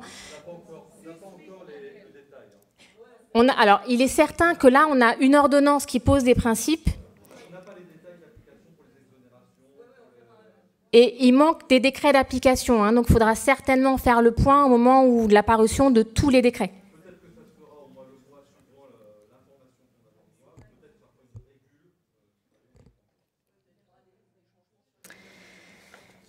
Je suis obligée d'avancer parce que l'heure tourne. Juste voilà, pour commenter le bas de la diapositive sur le versement à l'URSSAF, donc qui est envisagé pour des contributions qui sont prévues par les conventions collectives. Donc on pense aux contributions qui financent le dialogue social, mais aussi les contributions supplémentaires à la formation. Elles pourront être couvrées par l'URSSAF, mais uniquement si les partenaires sociaux donnent leur accord. Il faut qu'ils concluent un accord en ce sens. Donc, pour l'instant, ce n'est pas prévu. Ça le sera peut-être à terme, mais pas tout de suite. Alors, je vais passer au bonus-malus, qui est aussi un sujet d'actualité important. Pour rappel, le bonus-malus, c'est le fait que la contribution patronale d'assurance chômage va être modulée à la baisse ou à la hausse pour un certain nombre d'employeurs qui se situent dans certains secteurs d'activité pour lesquels on considère que, disons, il y a trop de contrats courts. Alors, sont concernés uniquement les employeurs d'au moins 11 salariés. 11 salariés et plus. Hein. Si vous avez des employeurs qui se situent dans ces secteurs, il faut vérifier leur effectif. Alors, vous avez des textes assez complexes qui régissent ce système-là. Ils sont vraiment difficiles à lire. Je vous conseille de retenir l'arrêté du 28 juin 2021 qui est indispensable. Il est indispensable de mettre le nez dans cet arrêté et dans ses annexes pour savoir si vos clients ils vont être concernés ou pas par le bonus-malus, pour vérifier ou pour anticiper. Il y a aussi, qui est beaucoup plus accessible pour la compréhension, la FAQ du ministère du Travail. Et donc, pour chacun de ces textes, vous avez un lien hypertexte qui vous permet d'y accéder. Donc, les secteurs concernés sont ceux dont le taux de séparation est d'au moins 150%. Le ministère du Travail explique que dans ces secteurs-là, ça veut dire que sur une année, pour un effectif de 100 salariés, l'entreprise envoie 150 salariés en inscription à Pôle emploi pour des demandes d'allocation de chômage. Donc, ils ont un taux de turnover, finalement, et d'inscription à Pôle emploi qui est très important. Et ce sont uniquement ces secteurs d'activité-là qui sont visés par le bonus-malus. Donc, soit l'employeur aura une pratique de contrat court meilleure, c'est-à-dire il y aura moins de contrats courts, et dans ce cas-là, son taux de contribution patronale d'assurance chômage sera moins important que le taux de droit commun, il aura un bonus, soit au contraire sera pratique et de faire beaucoup de contrats courts et d'envoyer beaucoup de salariés à l'inscription à Pôle emploi, et dans ce cas-là, il va avoir un bonus, sa contribution d'assurance chômage sera plus importante que le taux de droit commun qui est actuellement de 4,05%. Donc cette modulation du taux de cotisation va être à appliquer à partir du 1er septembre 2022, donc dans un an. Mais d'ores et déjà, les pratiques de l'entreprise ont une incidence sur le taux qui va être calculé et va être à appliquer l'année prochaine. C'est pour ça qu'il est important d'informer les clients déjà. Et donc, vous avez là aussi une fiche client sur le site Infodoc Expert qui vous permet de vous aider à informer ces clients-là. Donc, quels sont les secteurs visés? Ils sont définis pour les périodes 2022 à 2024. Donc, pour cette période-là, ils ne vont pas changer. Mais par la suite, il y aura à nouveau la publication d'un arrêté qui peut, si les secteurs ont changé leurs pratiques, être amené à évoluer. Et là, c'est pour ça que je vous dis qu'il faut mettre le nez dans cet arrêté. L'entreprise va être concernée par le bonus-malus assurance chômage si elle a au moins 11 salariés et si le numéro d'IDCC de sa convention collective figure en annexe 2, première condition, et que le code APE afférent à son activité principale et attribué par l'UNSEE figure dans l'annexe 3 de l'arrêté. Si on remplit ces deux conditions, l'entreprise rentre dans le champ d'application du bonus-malus assurance chômage. À l'inverse, on a des employeurs qui n'appliquent pas de convention collective dans ce cas-là, donc il n'y a pas d'IDCC de convention collective, mais il va falloir vérifier si le code APE ne figure pas dans l'annexe 4. S'il y figure, l'employeur est également concerné par le bonus-malus assurance chômage. Les HCR? C'est quoi les CHR? Les hôtels, oui, alors moi je dis HCR, hôtel, café, restaurant. Ils figurent dans le champ d'application du bonus-malus, mais j'allais y venir.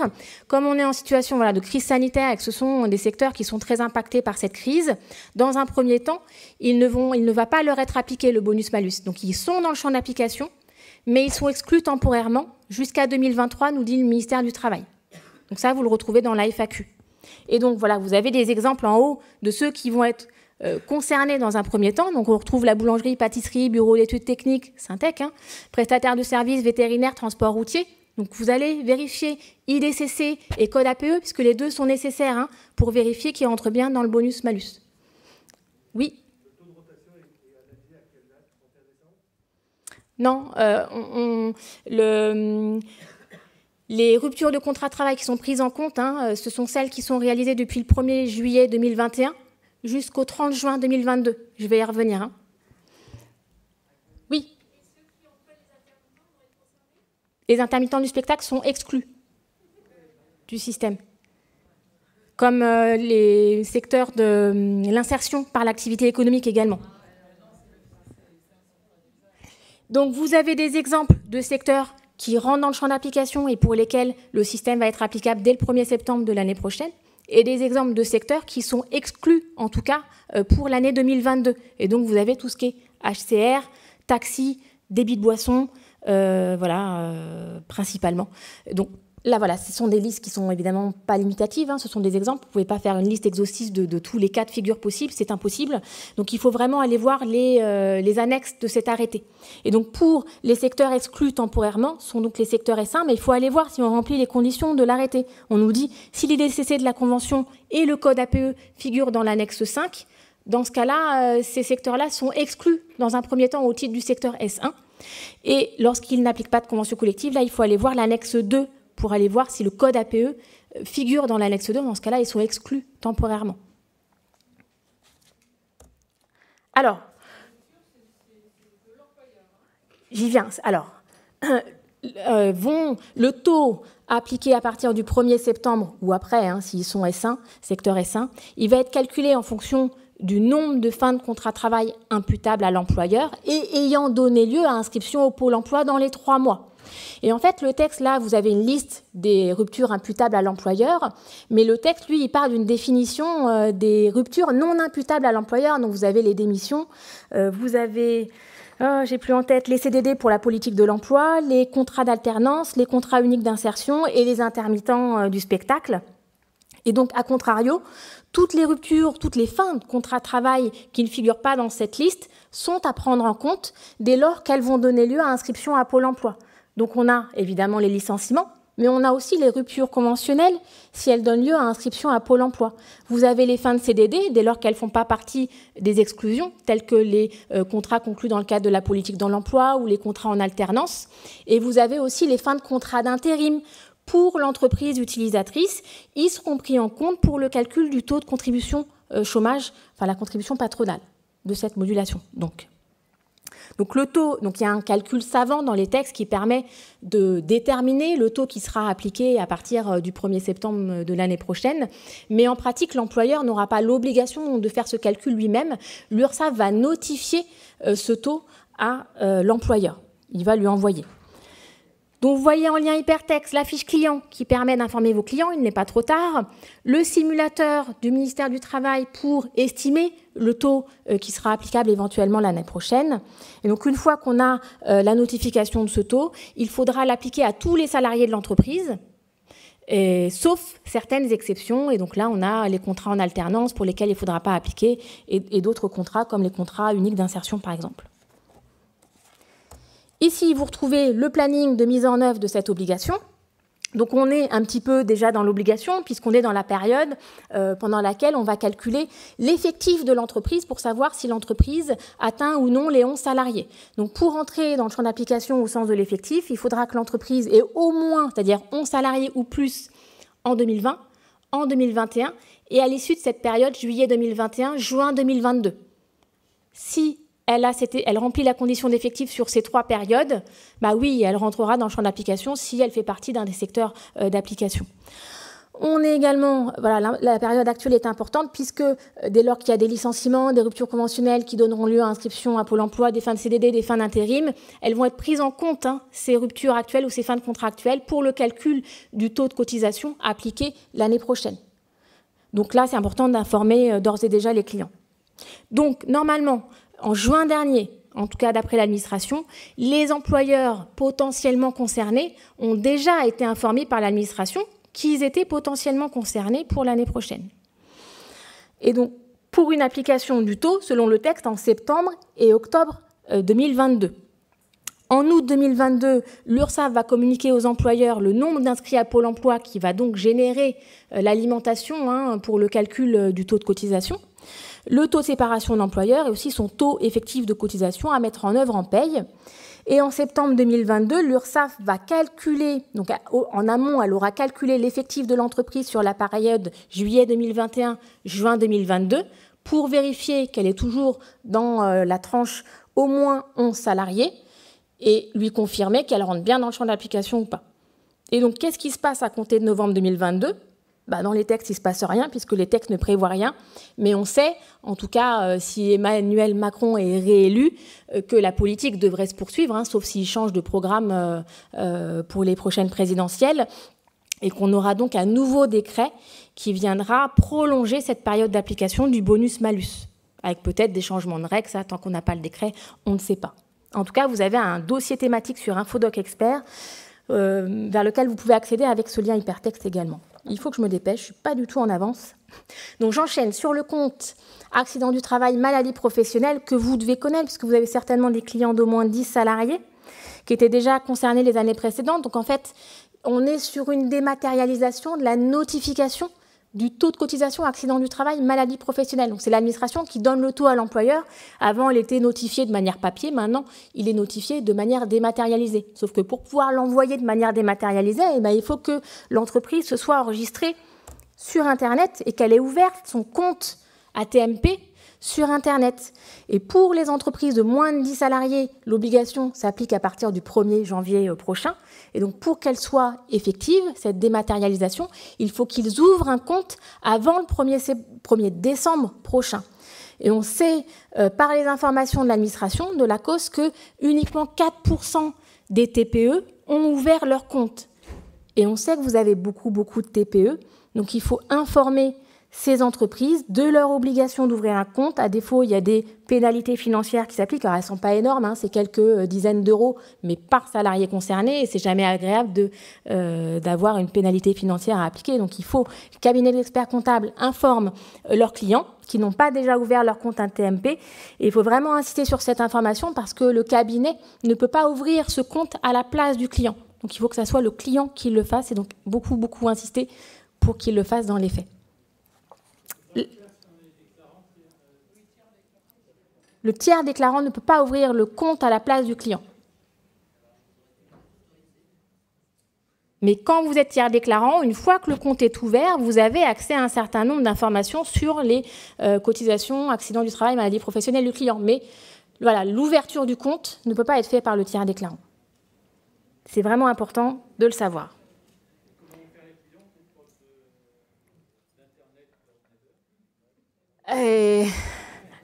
Là, il faut trouver une solution pratique, mais c'est vrai qu'il n'y a pas d'échappatoire dans le texte. Il faut qu'il le fasse au cabinet. Oui, je ne vois pas d'autre solution. Enfin...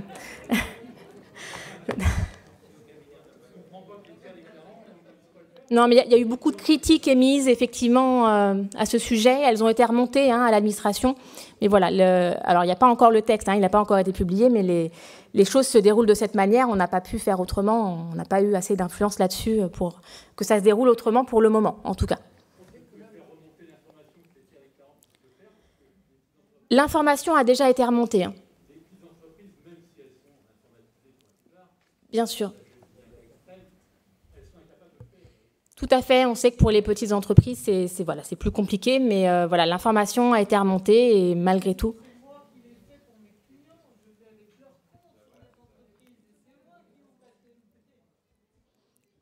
Voilà, après, on prend les identifiants du client et on le fait à leur place ou à côté d'eux, je ne sais pas. Mais voilà, il faut les alerter en tout cas de cette obligation. L'inscription se fait sur Net Entreprise.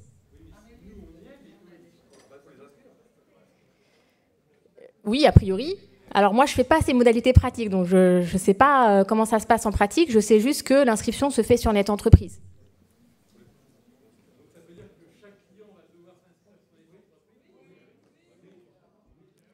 Oui, a priori.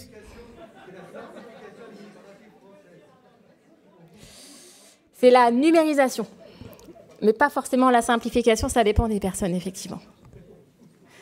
Alors, je suis désolée, on n'est pas en avance, il faut vraiment que je termine. Et je peux prendre des questions encore par la suite, bien sûr. Alors, on arrive à l'actualité jurisprudentielle. Alors, sur le licenciement économique et l'acceptation du CSP, un point de vigilance particulier, lorsqu'on est une entreprise de moins de 1000 salariés, qu'on envisage un licenciement pour motif économique, on a l'obligation de proposer aux salariés le CSP, le contrat de sécurisation professionnelle. Et s'il l'accepte, le contrat de travail est rompu d'un commun accord entre l'employeur et le salarié, mais cette rupture a quand même un motif économique, ce qui a fait dire au juge de la Cour de cassation que le salarié doit être informé du motif économique pour pouvoir le contester par la suite. Et elle a imposé à l'employeur d'informer le salarié au plus tard le jour où il accepte le CSP. Et donc, par sécurité, ça fait déjà plusieurs années qu'on vous alerte lors des animations. Comme on propose le CSP le jour de l'entretien préalable, le salarié il est susceptible de l'accepter ce jour-là. Donc, il vaut mieux informer le salarié du motif économique le jour de l'entretien préalable. Parce que c'est ce qui s'est produit dans cette affaire-là. Le salarié, donc on lui a proposé le CSP le jour de l'entretien préalable qui a été organisé le 27 novembre, mais le salarié n'a été informé des motifs économiques de la rupture que le 13 décembre. Et donc c'est une information trop tardive pour la Cour de cassation, ce qui fait que là, le salarié peut aller devant les prud'hommes et faire requalifier son licenciement en licenciement sans cause réelle et sérieuse. Donc le risque est vraiment important. Et donc, voilà, on le rappelle encore, essentiel d'informer du motif économique et de la priorité de réembauchage le jour où on propose le CSP. Voilà, c'est un rappel. Alors, toujours dans un contexte de difficulté économique, est-ce qu'on peut signer une rupture conventionnelle dans un contexte de licenciement économique? On a fréquemment la question sur la hotline d'Infodoc actuellement. Et donc voilà, ici, 2 arrêts de Cour de cassation relativement récents, dans un sens et dans l'autre. Parce que le risque, c'est que, alors, que la DRETS maintenant refuse l'homologation. S'il y a un risque d'évitement des règles de licenciement pour motif économique, ils vont surtout se centrer sur les risques d'évitement des règles du PSE. Mais surtout, si jamais le salarié va au prud'homme, le juge pourrait considérer qu'il y a un consentement qui est vicié. Et donc finalement, il n'a pas librement consenti à la rupture, donc la rupture conventionnelle est nulle, et ça s'analyse en un licenciement sans cause réelle sérieuse. Donc 2 illustrations, alors 2 arrêts de Cour de cassation différents. Dans la première, le juge dit « il n'y a pas vice du consentement, donc la rupture conventionnelle est valide ». Le cas d'un salarié qui a dit plusieurs mois à l'avance « je veux bénéficier d'une rupture conventionnelle », donc au mois de mai, il signale cette intention-là déjà. Finalement, il signe la rupture conventionnelle au mois de décembre, alors qu'un des licenciements pour motif économique sont envisagés. Il n'est pas tout de suite au courant, mais l'employeur le met au courant pendant la période de réflexion de la rupture conventionnelle. Donc le salarié est bien au courant après la signature, mais pendant le délai de réflexion, où il peut encore renoncer à la rupture conventionnelle, le juge constate qu'il n'a été informé pendant le délai de réflexion, qu'il ne s'est pas rétracté, et donc son consentement était bien libre et éclairé, donc la rupture conventionnelle est valide dans cette hypothèse-là. Deuxième hypothèse, arrêt de Cour de cassation du mois de janvier dernier, où à l'inverse, on est toujours dans les mêmes circonstances, rupture conventionnelle signée dans un contexte de PSE cette fois, donc licenciement pour motif économique d'une ampleur importante. Mais là, l'employeur dissimule jusqu'au bout l'existence de ce PSE en cours de préparation. Alors que le poste, la suppression du poste de ce salarié a été envisagée par ce PSE. Et donc là, saisine du Conseil de prud'homme et la Cour de cassation valide qu'il y a eu vice du consentement du salarié et donc annulation de la rupture conventionnelle, ce qui emporte les mêmes effets qu'un licenciement sans cause réelle et sérieuse. Donc attention à informer, lorsqu'il y a un contexte économique difficile, le salarié du fait qu'on envisage des licenciements pour motif économique, et il est préconisé de l'informer aussi que dans cette hypothèse-là, on lui proposerait le CSP. Voilà. Je poursuis pour terminer très rapidement sur le risque de résiliation judiciaire du contrat de travail. Donc c'est le cas où le salarié veut rompre le contrat de travail, donc il va demander au juge de faire rompre le contrat de travail au tort de l'employeur parce qu'il fait des reproches à son employeur qui n'a pas respecté certaines règles du Code du travail. Dans cette affaire-là, le salarié reproche à son employeur d'avoir baissé le montant d'une prime obligatoire, puis de l'avoir supprimé, cette prime, et ensuite, à l'occasion d'un ou plusieurs arrêts de travail, d'avoir fait les démarches tardives. Il n'a pas sollicité l'assureur tout de suite, il n'a pas reversé les indemnités journalières de prévoyance tout de suite à son salarié, il a tardé à faire l'attestation de salaire qui lui permet de percevoir les indemnités journalières de sécurité sociale. Le salarié peut démontrer la preuve donc, de tous ces éléments. Et donc le juge considère que cette accumulation d'éléments constitue une faute grave de la part de l'employeur qui justifie la résiliation judiciaire du contrat de travail. Donc à la date du jugement, le contrat de travail prend fin au tort de l'employeur et il s'analyse en un licenciement sans cause réelle et sérieuse avec les conséquences financières que ça implique. Et enfin, avant-dernier arrêt, Sur les fractionnements des congés payés, attention, vous avez souvent dans les contrats de travail des clients des clauses donc dans ce contrat de travail qui font dire que les congés supplémentaires pour fractionnement, le salarié y renonce. Et dans cet arrêt-là, la Cour de cassation nous dit, ça nous rappelle qu'un salarié ne peut pas renoncer par avance à un droit qui lui est dû du fait du droit du travail. Et donc, une clause du contrat de travail ne peut pas permettre la renonciation par avance au jour de fractionnement.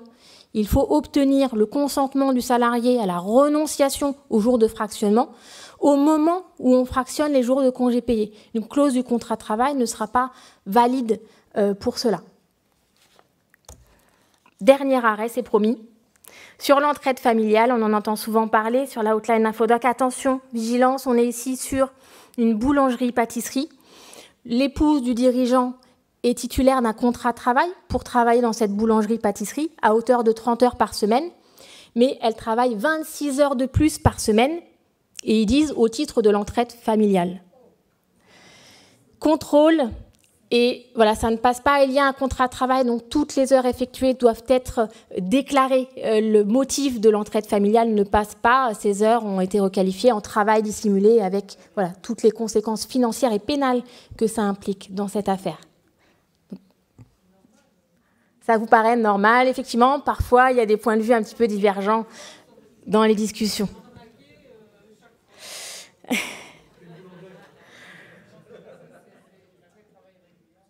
Voilà.